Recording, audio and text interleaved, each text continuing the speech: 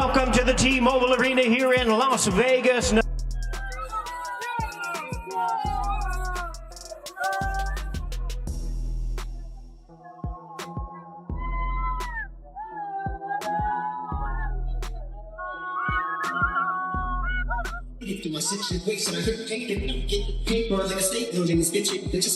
Mr. Thurman, what did you think of the atmosphere here today? Oh man, the atmosphere was amazing. Brought us back to that epic, energy that Thurman, Pacquiao, Mayweather, Pacquiao, just the big fights, man, where the fans really come out to support. You Finished 12 rounds, but Crawford he did a good job. Is Crawford Manny time for Terence pound number been- one? Time for pound number one? I think so. Time for pound number one? Time for pound number one? I think so, I think, Crawford is pound number one. He's second. It's not interesting to see the fight when one person doesn't want to win at all. But it was hard fight for Canelo because he was always aiming, and even Terence Crawford and Canelo Alvarez faced each other in what turned out to be the biggest fight of their careers. Fans got exactly what they wanted and more. This was not a mismatch, not a payday fight, and not empty hype. It was two pound-for-pound stars colliding under the bright lights of Las Vegas. For 12 intense rounds, they delivered a battle that will be replayed and debated for years to come. Some thought Crawford was risking too much by moving up 2 weight classes, while others believed Canelo was slowing down. But this fight removed all doubt. Both fighters proved their greatness, both left with their reputations untouched, and the question of who truly won may last longer than the bout itself. From the opening bell, it was clear nothing would come easy. Crawford didn't back down. He attacked at the right moments, switched stances, and timed sharp counters.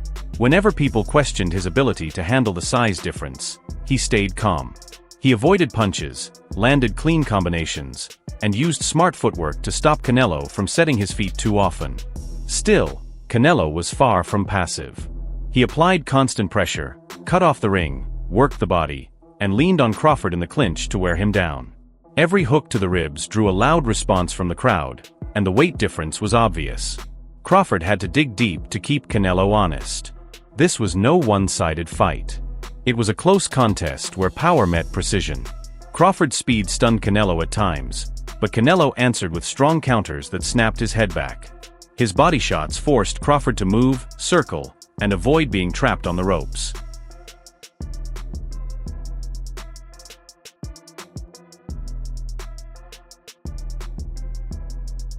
It wasn't a one-sided fight. It was a back-and-forth chess match where power met precision. At times, Crawford's speed froze Canelo, only for Canelo to snap his head back with clean counters. And there were stretches when Canelo's body shots forced Bud to circle, adjust, and work hard to avoid getting trapped on the ropes. And then the best man did his thing, man. Crawford, I knew he was crafty. I told everybody he got a new nickname, Crafty Crawford, and he showed all that craftsmanship here tonight. The speed was too much. That 140 moving up, it happened to me and Pacquiao. Those little guys, as they move up, they bring all that speed, and he also had the power. In the weeks leading up to the fight, the boxing world was completely divided. Many analysts pointed to the size difference and gave Crawford little chance. Weight classes exist for a reason, Antonio Tarver said before fight week. Canelo Alvarez, a natural super middleweight, has a track record of overpowering smaller opponents. While Crawford's skills were respected, critics argued he was taking on more than he could handle. 167 and a half. That's right. That's right. Y'all seen that, right? Everybody seen that, right? On the other side, some believed true greatness comes from taking risks. Andre Ward was among them.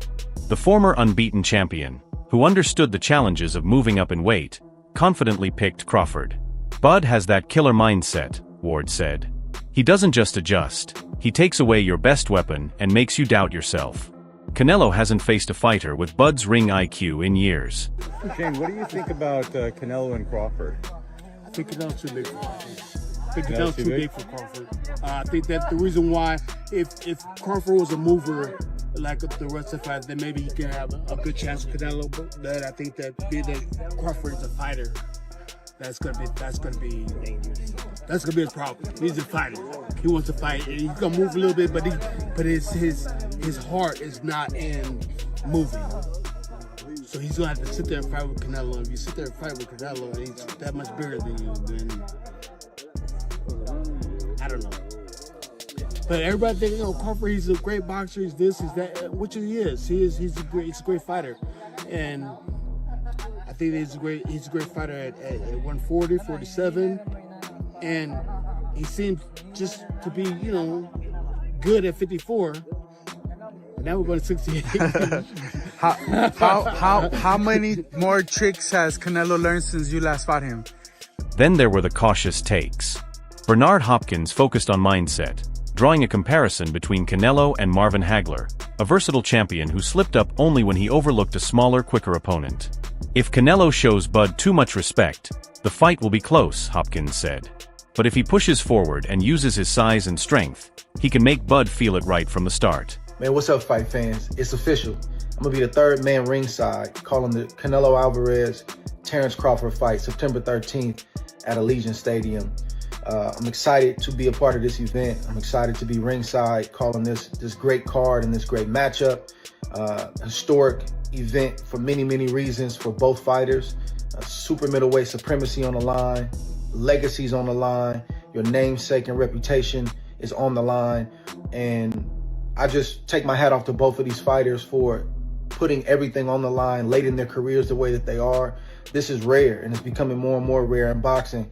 Guys don't want this kind of smoke. They really don't want to face another counterpart that can ruin everything that they've built. And it really don't matter how much money's on the table for a lot of guys. They'd rather take a lesser risk for less money than to risk everything like these two fighters are doing. So I take my hat off to them. And I also want to give a shout out to Turkey Al-Sheikh for all that he's done to put this fight on. Dana White for all that he's done to put this fight on. And one more person that stays out the way and you don't really hear a lot about, but that has done a lot to make this fight happen as well. And that's my brother, Nick Khan. He just gets stuff done, man. And I want to thank him and shout him out as well for getting this done. So I see y'all in Vegas, man. Part of me wants to be home watching this fight in street clothes, but I got to take the street clothes off. I got work to do. I got to put that suit on, get ringside with John and Max, and call this fight like I know we can. Huge event, huge implications, historic night, and I'm happy to be a part. I hope to see you in Vegas at Allegiant Stadium. If not, man, tune in live on Netflix. One had a prediction, and that's what made the opening bell so thrilling. Half the world was about to be proven right, and the other half was about to be proven wrong. Canelo versus Terence Crawford. Yeah. September 13th. Now, what's interesting is I actually looked up the odds on this. I went on betonline.ag. Yeah. Canelo is minus 180, Crawford is 139, which means that Canelo is favored, not massively favored. So it's like the way this works is that you'd have to bet $180 to make $100. Almost 2-to-1, like 1.8 favored over Crawford, who's 139. So that means if you bet $100 on Crawford, you'll get $139 back. Yeah. That's how it works. I'm just kind of learning this now. Do you feel that Canelo's going to win? No. Really? No. So you would put your money on Crawford? Yes. You'd make money. Just putting that out there. Why do you think Crawford's going to beat him? Because Crawford could find people to fight like Canelo, who is amazing. Canelo has he evolved. I saw how he evolved defensively and everything. I just don't think he's as fast as Crawford. And I think Crawford is just a little step ahead as far as movement is concerned. And so I think it's going to be Mayweather Canelo Part 2. That's what I think. I mean, Canelo is naturally heavier. Yeah, Crawford ain't gonna knock him out, but I don't know if Canelo's gonna land very solidly on Crawford. Canelo's way better now, but I still think there's an edge. It won't necessarily be exactly like that, but I think he'll edge him out point-wise. That's what I'm thinking. Oh, so you're one of the points. Okay. Because points. I just think still Canelo needs to be set before he fires. His basics are solid, but Crawford is jazz fusion, I feel. He can do unconventional things where Canelo is conventional. He's perfect conventional, but it's kind of like, it's like Allen Iverson. It's the crossover. It's the thing that you just, you know, just a little bit different. That just gives you, all you need is that little bit of an edge. And I think Crawford has that. Canelo Crawford coming up September. What do you think about that fight? Canelo Crawford, good fight. Good fight. Canelo has advantage because Crawford moving up, but my advice to Crawford is like maintain the speed, improve the speed, and improve the strength. Because it's hard to go up in high weight and maintain your speed. So speed is the key. Like he should focus on speed, footwork, and improve the power. What made the fight even more compelling was how closely it matched the debates and expectations from before the showdown. How sure are you today that you win this fight? I'm 1,000% sure now. You know, you gotta think. You know, going into a fight, you don't know what's gonna happen. You know, you can get injuries. He can get injuries. Like, there's so many things that goes on in a boxing match. You know, the judges, the ref, like just everything, preparation. So you're not 100% sure. If a fighter say, "Oh, I'm 1,000% sure," you know, they lying. You know, because you got to go out there and perform at the end of the day. And I'm more than ready to go out there and perform this Saturday. Tarver's warning about size proved accurate. Canelo's punches carried clear weight, and his body shots steadily wore Crawford down across the 12 rounds. And Canelo only need one punch. You know what I mean? That really, basically, that's what it boils down to. I think Canelo only need one shot to change the game or change the fight. Crawford gonna have to stay consistent and win out. He's gonna have to get ahead and stay ahead. You know what I mean? And then also looming is the controversy. Can Crawford win a close decision? I could never win a close decision. I never won a close decision. That's what's looming. I think if Crawford is gonna guarantee victory, he gotta stop him. A man who ain't been stopped. He gotta stop him, bro. Yeah, so that's gonna be the challenge. So I like Bud. I've always loved Bud, bro. But he in for a hell of a fight. If Saul show up, it's gonna be a problem. You heard me?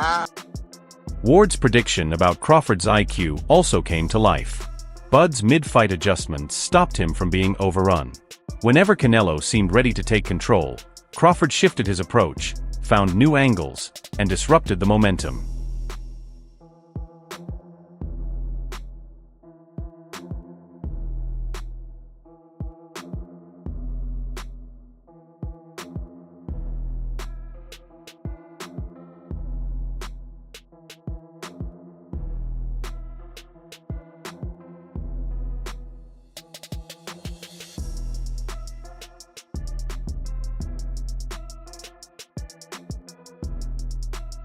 Hopkins' point about respect also showed in the fight.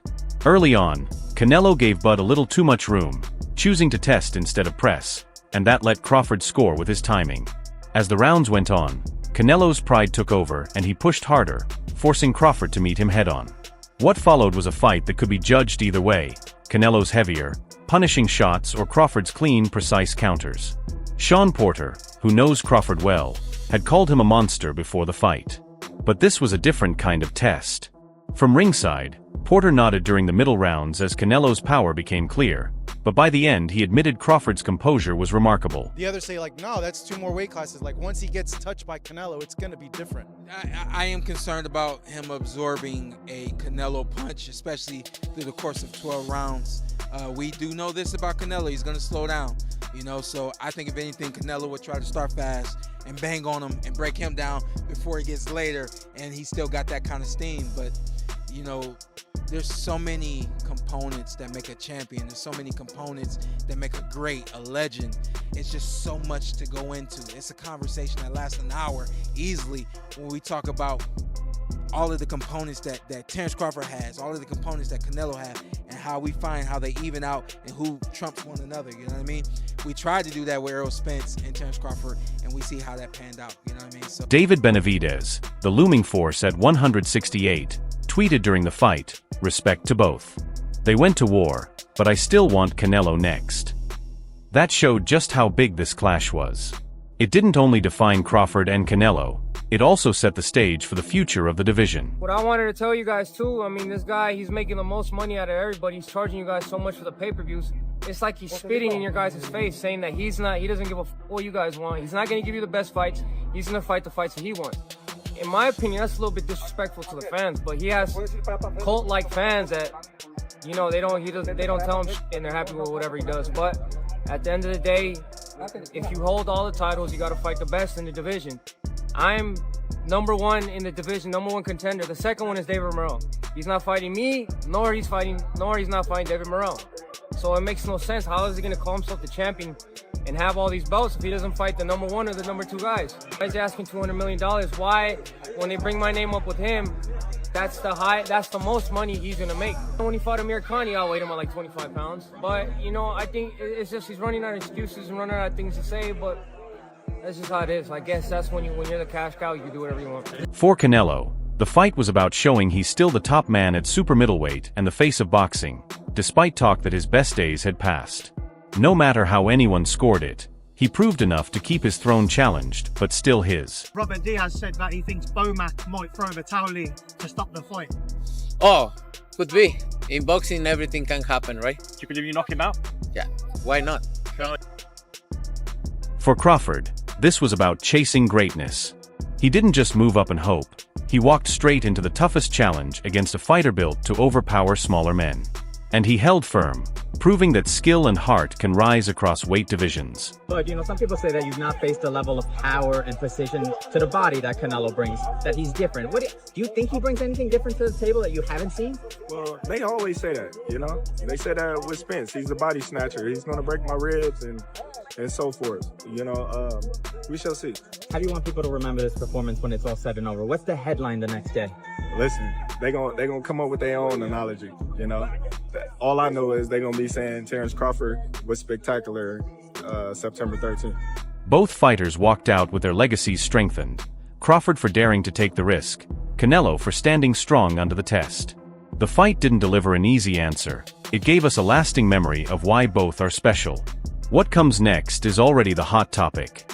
Fans are calling for a rematch, maybe at a catchweight, maybe with new adjustments, maybe just to finally settle the debate.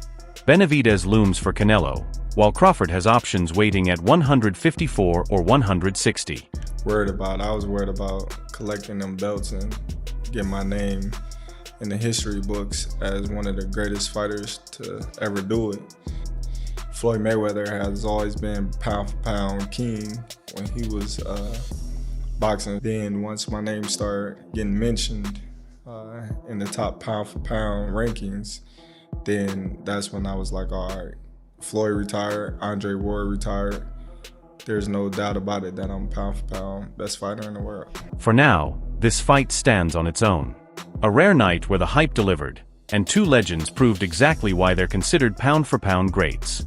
Terence Crawford and Canelo Alvarez gave us a battle that matched everything fans were promised. It wasn't about simple storylines. It was about pride, skill, and heart colliding on boxing's biggest stage.